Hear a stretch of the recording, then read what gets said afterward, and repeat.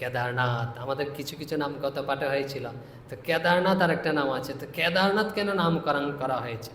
আমরা প্রথমে 1, 2, 3 ধাপেতে যাব।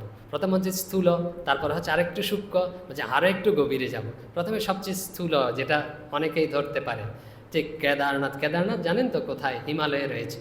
তো কেদারনাথ শব্দের অর্থ কি? যে মহাভারতে এরকম পাওয়া যায় যে ওই অঞ্চলের নাম, অনেক প্রাচীনকালে সত্যযুগে, যে ওই অঞ্চলের নামই ছিল কেদারনাথ। কেন নামকরণ করা হয়েছে? তো অনেক কিছু তো পরিবর্তন হয়ে যায়, যে ওখানে যে রাজা ছিলেন ওনার নাম ছিল হচ্ছে কেদারনাথ। সেই নাম অনুসারে যে ওই অঞ্চলের নাম হয়েছে কেদারনাথ। আর তারপরে কি, যে আপনারা কেউ কেউ হয়তো অনেকেই জানেন যে পঞ্চপাণ্ডব যখন হচ্ছে যুদ্ধে জিতেছে, কুরুক্ষেত্রের যুদ্ধে জয়লাভ করেছে, তখন তাদের মনে না শান্তি নেই। কেন শান্তি নেই? আত্মীয় স্বজন এদেরকে বধ করেছে, তো শান্তি নেই, তো পাপ করেছে। তো এই পাপ থেকে পরিত্রাণের উপায় কী? তো তাদের বলা হয়েছে যে মহাদেবী, ভগবান শিবই তোমাদের এই পাপ থেকে পরিত্রাণ করতে পারে। এখন পঞ্চপাণ্ডব এই উদ্দেশ্যে যাচ্ছেন। তো গিয়ে গিয়ে না কেদারনাথে পৌঁছেছেন। তো মহাদেবও তো ওদিকে হিমালয়ে দেবভূমিতে রয়েছেন।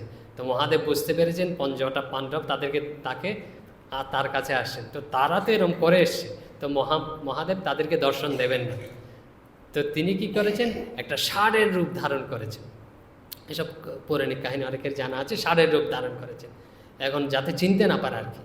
তো পঞ্চপাণ্ডব তো ভগবানের পার্শ্বদ, এত সহজে কি ছেড়ে দেবেন? ভীমসেন অর্থাৎ ভীম চিনে ফেলেছেন মহাদেবকে, যিনি হচ্ছেন মহাদেব, আমাদেরকে দর্শন না দেওয়ার জন্য এরকম ষাঁড়ের রূপ ধারণ করেছে।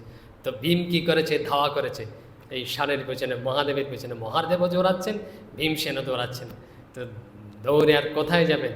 ভগবানকে তো ভক্তের কাছে ধরা দিতেই হয়। তো অনেকটা কাছে পৌঁছে গেছেন।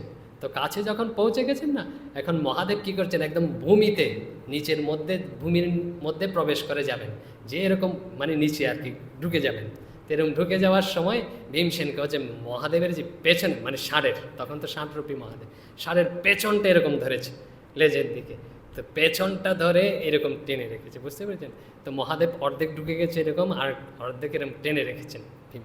তো টেনে রাখা অবস্থায় নয়, পিছনের অংশটা মানে হচ্ছে পিঠের অংশটা, ওখানেই মহাদেব ছেড়ে গেছেন ওই যে কেদার, বুঝতে পেরেছেন? তো পঞ্চপাণ্ডব আছে পঞ্চ জায়গায়, পঞ্চ কেদার আছে এই হিমালয়ের মধ্যে আশেপাশে।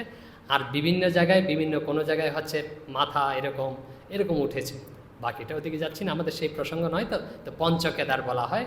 তো যেটা আমাদের কথা হচ্ছে সেটা হচ্ছে যে ভগবান শিবের পেছনের অংশটা, ওখানে কেউ দর্শন করতে গেলে দেখবেন যে পেছনের অংশটা এরকম আছে না, ষাঁড়ের এরকম উঁচু। তো এই পেছনের অংশটাই হচ্ছে ওখানে রয়েছে। তো এই জন্য ওখানের নাথ বলে, ওখানের অধিপতি বলে। তো ওনার নাম হচ্ছে ভগবানের নাম কেদারনাথ। এখন দ্বিতীয়টাতে আছে একটু সূক্ষ্ম, কেদার। কেদার শব্দের অর্থ জানেন? কেদার শব্দের অর্থ হচ্ছে ক্ষেত্র। ক্ষেত্র মানে কি জানেন? ক্ষেত্র মানে হচ্ছে আপনারা জানেন ভূমি, বা হচ্ছে এরকম জলক্ষেত্র। ক্ষেত্র মানে জানেন তো? ক্ষেত্র মানে হচ্ছে অঞ্চল।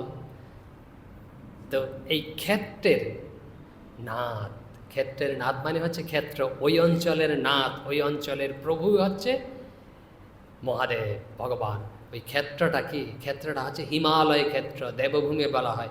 এই দেবভূমির প্রভুই হচ্ছে মহাদেব, শিব সাক্ষাৎ। এই জন্য তার নাম ওই ক্ষেত্রের নাথ বলে। ওই ক্ষেত্র শব্দের অর্থ হচ্ছে কেদার, কেদারনাথ বলা হয়। এখন আরেকটু গভীরে যাই, বুঝতে পেরেছেন? যদি ধীরে ধীরে যেতে হয়, যদি একদম ঝটি দিয়ে আমরা চলে যাই না, তাহলে অনেক সময় বোঝা যায় না। আমরা বলছিলাম কেদার শব্দের অর্থ ক্ষেত্র। ক্ষেত্র শব্দের অর্থ কি জানেন? ক্ষেত্র শব্দের অর্থ হচ্ছে এই দেহ। যে কোত্থেকে বলছেন এই ক্ষেত্র শব্দের অর্থ? বলছে ভগবান বলছেন, বলছে ইদং শরীরং কন্তেয় ক্ষেত্রম ইতি অভিধীয়তে। ভগবান গীতামুখে বলছেন, বলছে এই শরীরকে ক্ষেত্র বলে জানবে। মানে ক্ষেত্র মানে হচ্ছে এই শরীর। এখন এই শরীরের যিনি নাথ, এই শরীরের যিনি প্রভু, এই শরীরের যিনি অধিপতি, তিনি হচ্ছেন ক্ষেত্রনাথ। ক্ষেত্রনাথ মানে হচ্ছে কেদারনাথ, বুঝতে পেরেছেন? এই শরীরের যিনি অধিপতি, এটা হচ্ছে ক্ষেত্র, এটা হচ্ছে কেদার। এই কেদারের যিনি অধিপতি, এই ক্ষেত্রের যিনি অধিপতি, তিনি হচ্ছে কেদারনাথ। মানে কিভাবে আমাদের তিনি যদি স্থূলভাবে চিন্তা করি, তিনি আমাদের জন্ম দিয়েছেন, এই শরীরের জন্মদাতা তিনি, এই শরীরের পিতা তিনি, তানি হচ্ছে এই শরীরের প্রভু তিনি। আরেকটু ভিতরে গেলে এই শরীরের মধ্যে তিনি সর্বদা রয়েছেন, তিনি রয়েছেন বলেই না আমরা কথা বলতে পারছি, আমরা দেখতে পাচ্ছি, আমরা কাজ করতে পারছি, আমাদের অনুভূতি হচ্ছে এই ভগবৎ সত্তা, এই ভগবান শিব এই কেদারের মধ্যে এই নাথ রয়েছেন বলেই, ক্ষেত্রের মধ্যে এই নাথ রয়েছেন বলেই এই ক্ষেত্র সচল রয়েছে। এই জন্য এই কেদারের নাথ হচ্ছে, এই শরীরের নাথই হচ্ছে, এই ক্ষেত্রের নাথই হচ্ছে তিনি মহাদেব। এই জন্য তার নাম কেদারনাথ।